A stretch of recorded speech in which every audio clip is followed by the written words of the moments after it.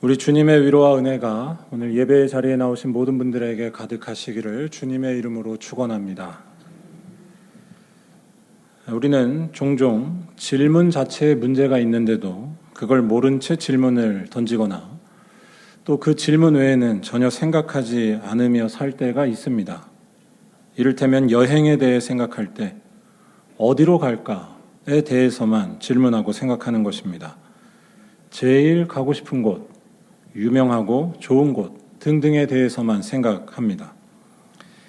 또는 여행에서 쓰는 예산을 여행의 절대적인 기준으로 삼기도 합니다. 비쌀수록 좋을 것이다 라고 보는 것입니다.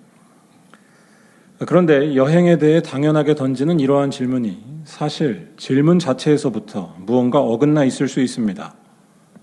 잘 생각해 보자면 여행에서는 전혀 다른 질문이 더 중요할 수도 있기 때문입니다. 예를 들어 누구와 함께 가는가에 대해 질문해 보는 것입니다. 물론 혼자 여행을 갈 수도 있고 장소나 예산이 중요한 문제가 될 수도 있습니다. 다만 제가 말씀드리고 싶은 것은 우리가 당연하게 하는 질문 자체에 문제가 있을 수 있다는 것을 생각해야 한다는 것입니다. 바꿔 말해 때때로 우리들에게 필요한 것은 우리가 당연하게 하는 그 질문, 곧 자기의 생각을 버리고 대신 전혀 다른 질문을 던지는 것일 수 있다는 것입니다. 어디에 가는지 예산이 얼마인지도 중요하지만 누구와 함께 가느냐가 여행에 있어서 더 중요한 문제일 수 있기 때문입니다. 다시 말해 질문을 바꾸는 것이 우리의 삶에 더 정확하고 필요한 일이 될 수 있습니다. 그런 점에서 여러분들이 평소에 당연하게 던지는 질문을 한번 잘 돌아보시면 좋겠습니다. 어떻게 하면 내 자녀가 좋은 대학에 들어갈까 고민하는 것도 필요하겠지만 어쩌면 그 질문 자체가 잘못된 것은 아닐까요? 저 사람만 안 보면 속 편할 것 같은데 쟤는 왜 내 말을 안 들을까? 이런 질문과 생각도 들겠지만 그런 질문과 생각에 답이 없을 수도 있습니다. 아예 다른 질문에 답이 있을 수 있습니다. 그리고 이러한 자세의 전환은 신앙적으로도 더 건강한 모습입니다. 하나님이라고 하는 분은 우리의 생각이나 경험에 갇히지 않으시기 때문입니다. 내 생각에 빠져 있는 한 하나님을 모를 수 있습니다. 하나님이 나의 당연한 질문에 갇히지 않는다라는 것을 인정한다면 질문 자체가 달라져야 하지 않을까요? 이러한 말씀을 드리는 이유는 오늘 말씀에서 예수께서 하시는 일도 이러한 질문 바꾸기, 우리의 질문 자체를 바꾸어서 근본적인 것에 연결되게 하는 일이기 때문입니다. 바로 나의 이웃인 누구인지 알려고 하는 질문에 대해 예수께서는 누가 그 이웃이 되겠느냐라고 질문을 바꿔 답하신다는 것입니다. 나의 이웃에 대해 물었는데 누가 그 이웃이 되겠느냐라고 하신 것입니다. 잘 보시기 바랍니다. 우리의 관심과 질문은 거의 자기를 중심으로 작동합니다. 이웃을 돕는다고 할 때도 나를 기준으로 나의 이웃이 누구인지에 대해서만 몰두합니다. 그리고 그것만 알면 이제는 이웃을 도울 수 있다라고 판단하기도 합니다. 바꿔 말해 그동안 이웃을 돕지 못하고 사랑하지 못했던 것은 단지 나의 이웃을 몰랐기 때문이라는 것입니다. 여기에서 좀 교만하게 나갈 수도 있는데 나는 아주 훌륭한 사람이라는 이야기를 쉽게 하기도 하는 것입니다. 왜냐하면 나는 그렇게 정답으로 나온 나의 이웃, 그들이 누구인지 이미 너무나 잘 알고 있었기 때문이라는 것입니다. 그런데 오늘 말씀에 나온 예수의 대답은 그런 식의 사고방식 자체를 근원적으로 뒤집어 버립니다. 예수께서는 누가 나의 이웃인지에 대해 답하지 않으시고 누가 그 이웃이 되겠느냐라고 역으로 물으십니다. 마치 논점을 벗어난 이상한 말 같지만 예수의 이 대답은 우리가 놓치지 말아야 할 근본적인 것을 붙잡게 한다는 것입니다. 여러분, 이웃을 품는 일은 단지 나의 이웃을 아는 것으로 되지 않습니다. 나의 이웃이 누군지에 대해 묻는 것은 어디까지나 자기를 중심으로 한 질문입니다. 여전히 자기를 중심으로 모든 것을 생각하고 바라보며 행동할 때 과연 그 이웃을 남이 아닌 내 몸처럼 사랑할 수 있을까요? 질문을 바꿔야 합니다. 누가 그 이웃이 되겠느냐? 이 질문은 나에게서 출발한 것이 아닙니다. 내 이웃이 누구인지 묻는 것은 사실 큰 의미가 없을 수 있고, 당장 도움을 간절히 필요로 하는 누군가의 입장에 서서 누가 그들의 이웃이 되었는지 돌아봐야 한다는 것입니다. 그러할 때 주님께서 주신 명령, 내 이웃을 내 몸처럼 너 자신같이 사랑하라는 그 계명을 이룰 수 있기 때문입니다. 그러니까 내 이웃인 누구니까? 라는 질문은 그 출발에서부터 어긋나 있습니다. 여기에는 이웃과 이웃이 아닌 사람들의 구별이 깔려 있습니다. 그래서 이 질문에는 우리를 괴물로 만들게 할 가능성이 담겨 있습니다. 나의 이웃을 잘 도왔다면 무조건 괜찮다고 말하는 것입니다. 아니, 나의 이웃을 잘 도왔다면 누군가 죽어가고 있는 사람을 보고도 외면할 수 있다는 것입니다. 그는 내 이웃이 아니기 때문입니다. 하지만 예수의 대답은 그런 것과 판 자체를 달리합니다. 그는 우리를 하나님의 진정한 뜻으로 끌고 갑니다. 누가 그 이웃이 되겠느냐? 이웃을 정하지 않고 죽어가는 모든 이들을 살리도록 힘쓰라는 것입니다. 왜냐하면 우리의 하나님이 그러한 분이기 때문입니다. 다시 말해 기독교가 말하는 이웃사랑은 철저히 도움을 필요로 하는 누군가의 입장에 서서 자기를 다 내어주는 것. 정확히 말해 그와 같은 모습으로 우리에게 다가오시고 우리를 살리신 예수님이 살아 역사하는 일이라는 것입니다. 오늘 말씀이 바로 그런 사실을 말하고 있습니다. 오늘 말씀은 이른바 선한 사마리아인의 이야기로 잘 알려져 있는 말씀입니다. 여기에서 우리가 집중해야 할 것은 강도 만난 사람입니다. 30절에 예수께서는 어떤 사람이 강도를 만났는데 그가 큰 어려움을 겪게 된 것을 자세히 말씀하십니다. 강도들이 그 옷을 벗기고 때려 거의 죽은 것을 버리고 갔더라. 여기에 나온 강도들은 단순히 물건만 훔치는 도둑들이 아니었습니다. 이들은 살인에 가까운 폭력을 행사하고 그냥 두고 가버린 아주 잔인한 이들이었습니다. 일단 여기에서 이 사람이 도대체 어떤 사람이었기에 이런 강도질과 폭력을 당했고 또 왜 하필 그런 위험한 곳을 지나고 있었던 것인지 등등에 대해 궁금해할 수도 있습니다. 또한 여기 나온 강도들이 이렇게까지 잔인했던 이유에 대해서도 질문해 볼 수 있습니다. 하지만 오늘 말씀은 그런 것에 대해 관심도 없고 말하지도 않습니다. 오늘 말씀에서 우리가 온전히 초점을 맞춰야 하는 것은 바로 피해자, 강도를 만난 사람이 거의 죽게 된 지경이었다는 것입니다. 쉽게 말해 피해자에게 초점을 맞추지 않는다면 오늘 말씀은 그 핵심을 놓칠 가능성이 많게 됩니다. 오늘 말씀은 유대인의 무자비함과 사마리아인의 자비함, 단순히 이 대조되는 모습을 보여주는 것만이 다가 아니기 때문입니다. 오늘 말씀의 핵심은 누군가가 돕지 않으면 금방 죽게 될 한 사람이 있었는데 그 사람을 보고서 자기 일처럼 불쌍히 여긴 누군가가 있었다는 것입니다. 그리고 그가 바로 하나님의 뜻을 지킨 참된 이웃이라는 것입니다. 잘 보시기 바랍니다. 오늘 말씀의 이야기는 이야기가 진행될수록 긴장감이 높아집니다. 31절에 이 강도 만난 피해자, 거의 죽게 된 채 버림받은 이 사람 앞에 마침 한 제사장이 지나갑니다. 그런데 무슨 이유에서인지 이 제사장은 이 사람을 보고도 피하여 지나갑니다. 이는 아주 놀라운 일이면서 동시에 이 피해자의 상황이 점점 더 악화되는 일이었습니다. 살 수 있는 기회를 놓쳤기 때문입니다. 그런데 상황이 더 악화되는 일이 32절에서 연이어 일어납니다.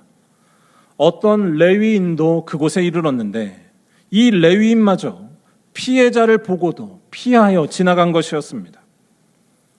이는 매우 심각해지는 일이었습니다. 이때 제사장과 레위인이 이 강도 만난 사람을 지나쳤을 때 시간은 얼만큼 흘러가 버렸을까요? 시간이 얼마나 지났는지 우리가 다 알 수 없지만 분명한 것은 이 강도 만난 사람, 피해자의 상태는 더욱 악화됐을 것이라는 것입니다. 이미 거의 죽은 상태였는데 아무도 도와주지 않아서 정말로 죽게 될 위기에 처했다는 것입니다. 정확히 말하면 살 수 있는 기회가 2번이나 있었는데도 불행하게 그 기회가 다 사라지고 말았던 것입니다. 곧 있으면 시체가 돼버릴 불쌍한 사람이 바로 이 사람이었습니다. 그런데 33절에 새로운 세 번째 인물이 등장합니다. 바로 사마리아 사람이었습니다. 사마리아 사람이 왔다라는 것을 볼 때에 우리는 이미 결론을 다 알고 있어서 안도하지만 사실 복음서가 쓰여졌던 당시의 기준으로 보자면 여기에서 사마리아 사람이 등장했다라고 하는 것은 매우 실망스러운 전개였습니다. 유대인의 입장에서 이 사마리아 사람이 오늘 말씀에 나오는 사람, 곧 유대인을 도와줄 것으로 기대하기는 매우 어려웠기 때문입니다. 유대인과 사마리아인은 과거의 비극적인 역사 때문에 원수가 된 사이였습니다. 그들은 서로를 지극히 경멸했습니다. 그런데 이 사마리아 사람은 그런 과거에 사로잡히지 않고 단 한 가지에만 집중합니다. 곧 죽게 될 그 사람에게 집중하며 그를 불쌍히 여긴 것이었습니다. 불쌍히 여긴다는 것은 지극히 피해자에게 초점을 맞추는 태도입니다. 불쌍히 여긴다는 것은 이 사람을 이대로 둘 수 없다는 마음이기 때문입니다. 반드시 그를 치료해야 한다라는 것입니다. 지금 이러한 마음을 가장 가지고 있었을 사람이 누구였을까요? 그 사람은 다름 아닌 길에서 죽어가고 있었던 당사자, 강도 만난 사람이 아닐까요? 즉 지금 사마리아 사람이 강도 만난 사람을 불쌍히 여겼다라는 것은 자기의 관심과 초점을 다 옮긴 것이라고 말할 수 있습니다. 철저히 그 사람의 입장에 선 것입니다. 그래서 34절에서 이 사마리아 사람은 피해자에게 가까이 가서 먼저 기름과 포도주로 응급치료를 합니다. 응급치료를 했다는 것이 간단하고 또 쉬워 보일 수 있지만 상대방의 입장에 서지 않는 한 이렇게 하기는 결코 쉽지 않습니다. 저 사람에게 당장 필요한 것이 무엇인지를 알았다는 것입니다. 더 나아가 그는 응급치료에만 머물지 않습니다. 이 사람이 회복되도록 후속 조치까지 취하는데 자기 짐승에 태워 근처 주막으로 데리고 가 하룻밤을 자면서 돌봐주는 것이었습니다. 이 모습도 굉장히 세심하게 상대방의 입장에 서 있는 모습입니다. 쉽게 말해 이 피해자는 아직 치료가 더 필요한데 스스로 할 수 있는 것이 없다는 것을 이 사마리아 사람은 계속해서 잊지 않았다는 것입니다. 잘 생각해 보시기 바랍니다. 이 강도 만난 사람은 거의 죽을 상태로 발견됐습니다. 응급치료를 받기는 했지만 아직 회복하려면 더 시간과 치료가 필요했습니다. 응급치료를 받아도 죽을 수 있다는 것입니다.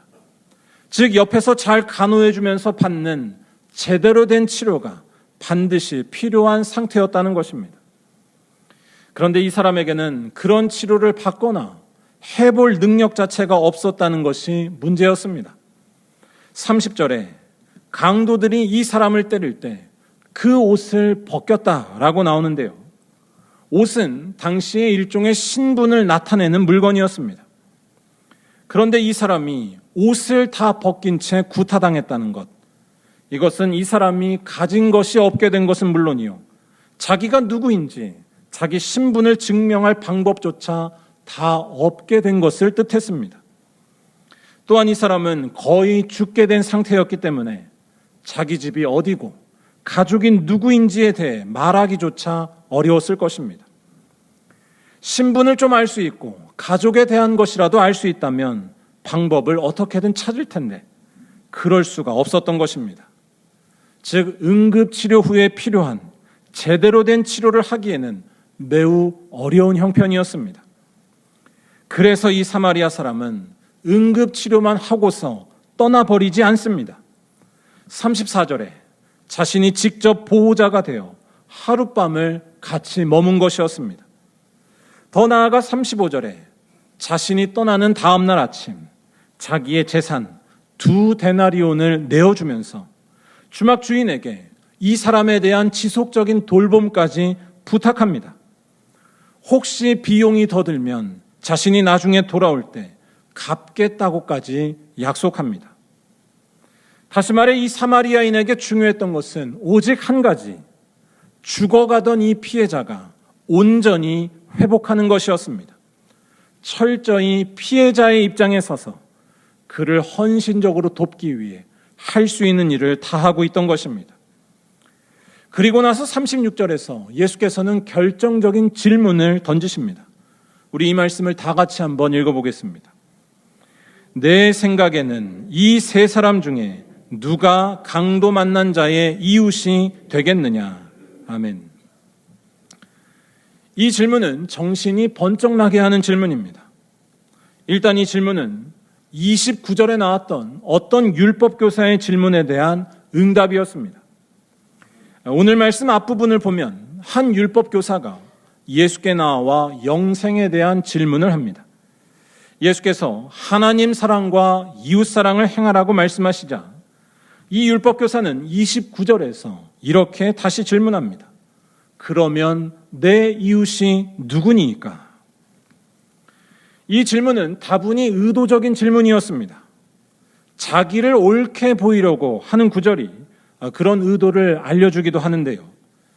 이 율법교사는 자기가 이웃사랑을 대단히 잘하고 있다는 것을 말하기 위해 이 질문을 했었던 것입니다. 성서학자들에 따르면 이 당시 이스라엘에서 이웃이라는 말은 시간이 가면서 점점 그 의미가 변했다고 합니다. 이웃이란 하나님께서 지으신 모든 사람들이 아니라 신앙의 동지들, 정치적인 동료들, 같은 생각을 가진 사람들 정도였다는 것입니다.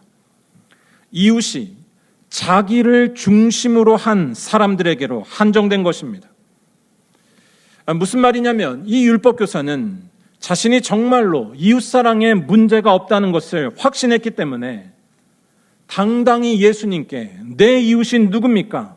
라고 질문을 던졌던 것입니다. 그는 자기와 같은 사람들, 비슷한 이들을 사랑하고 잘 지내고 있었기 때문입니다. 그래서 나는 영생에 이를 것이라고 예수님과 사람들 앞에 자랑하고자 내 이웃인 누구냐고 물었던 것입니다. 하지만 예수께서는 사마리아인 이야기를 통해 그의 그런 생각을 다 뒤엎고 계십니다. 누가 강도 만난 자의 이웃이 되겠느냐? 하나님께서 명령하신 이웃사랑은 나의 이웃들, 곧 나를 중심으로 한 편리하고 익숙한 이들을 돕는 것이 다가 아니라는 말씀입니다. 보는 관점을 바꿔야 합니다. 하나님께서 명령하신 이웃사랑은 내 입장이 아닌 이웃의 입장에 서는 것입니다. 정확히 말할 때 내가 잘 아는 사람이건 전혀 모르는 사람이건 죽어가고 있는 누군가의 편에 서서 그를 위해 헌신하고 돕는 것입니다. 철저히 고통받는 그 사람의 입장에서 돕는 것이 하나님께서 명령하신 이웃사랑이라는 것입니다. 왜냐하면 하나님께서 바로 그런 이들이 누구든지 간에 살리기를 원하시기 때문이고 또한 그런 이들을 남과 같이가 아니라 내 몸과 같이 사랑하라고 하나님께서 말씀하셨기 때문입니다. 관점을 나에게서 어려운 형편에 있는 자에게 돌리는 것이 하나님 명령의 근본 뜻이라는 것입니다. 그런데 여기에서 우리들은 한 가지 중요한 질문을 마지막으로 던지지 않을 수가 없습니다. 여러분, 우리들의 관점을 내가 아닌 다른 사람에게, 저 고통받는 사람에게로 돌린다는 것, 이것이 정말로 가능하다고 보시나요? 결론적으로 이러한 일이 우리들에게는 불가능에 가깝습니다. 모든 것을 24시간 자기 중심으로 파악하는 것이 우리의 끊을 수 없는 본성이기 때문입니다. 그래서 심지어 부모조차도 자기가 낳은 자녀에 대해 다 알거나 이해하지 못하고 자기의 관점으로만 도울 뿐입니다. 또한 내가 아주 잘 아는 사람을 돕는다고 했던 일이 때로는 그 사람을 파괴하고 상처를 주기까지 하는 일이 일어나기도 합니다. 내가 아는 것만이 정답이라 믿기 때문이고 나와 다른 사람의 입장에 서지 못하기 때문입니다. 여러분, 한번 이렇게 질문해 보겠습니다. 여러분들은 여러분들과 생각이 전혀 다른 그 사람의 입장에 정말로 설 수 있으신가요? 그 사람이 이해가 되시나요? 하지만 여기에서 우리들은 한 가지 소망을 발견합니다. 예수께서 우리를 온전히 이해하시는 진정한 사마리아인이 되셔서 우리에게 꼭 필요한 것, 잃었던 생명을 회복시켜 주셨다는 것입니다. 더 나아가 이 예수로 인하여 우리들도 사마리아 사람처럼 변화될 수 있다는 것입니다. 거의 죽게 된 강도 만난 자처럼 죄의 노예가 되어 하루하루 죽어가던 우리들을 예수께서는 외면에 지나치지 않으셨습니다. 그는 우리와 같아지셔서 우리를 도우셨습니다. 우리와 똑같이 고통과 아픔을 겪으시고 십자가에서 죽으셨지만 그는 부활하셔서 우리에게 생명을 주셨다는 것입니다. 하나님의 자녀가 되는 참된 권세를 예수께서 주신 것입니다. 즉, 이 예수야말로 우리를 자기 몸처럼 사랑하신 참된 이웃, 선한 사마리아인이라는 것입니다. 사랑하는 여러분, 우리를 참으로 고치시고 위로하실 수 있는 그 이웃이 바로 이 예수라는 사실을 발견한 자는 오늘 말씀이 말하는 참된 이웃이 될 수 있는 줄로 믿습니다.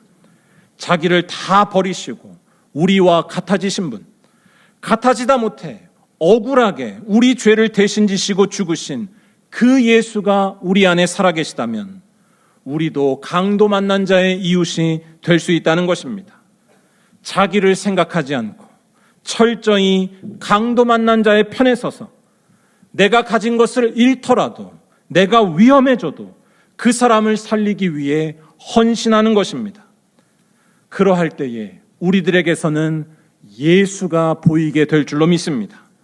그때 우리들은 우리의 참된 이웃이 되어주신 예수님과 하나가 될 것이기 때문이고 또한 부활의 생명에 참여하게 될 것이기 때문입니다.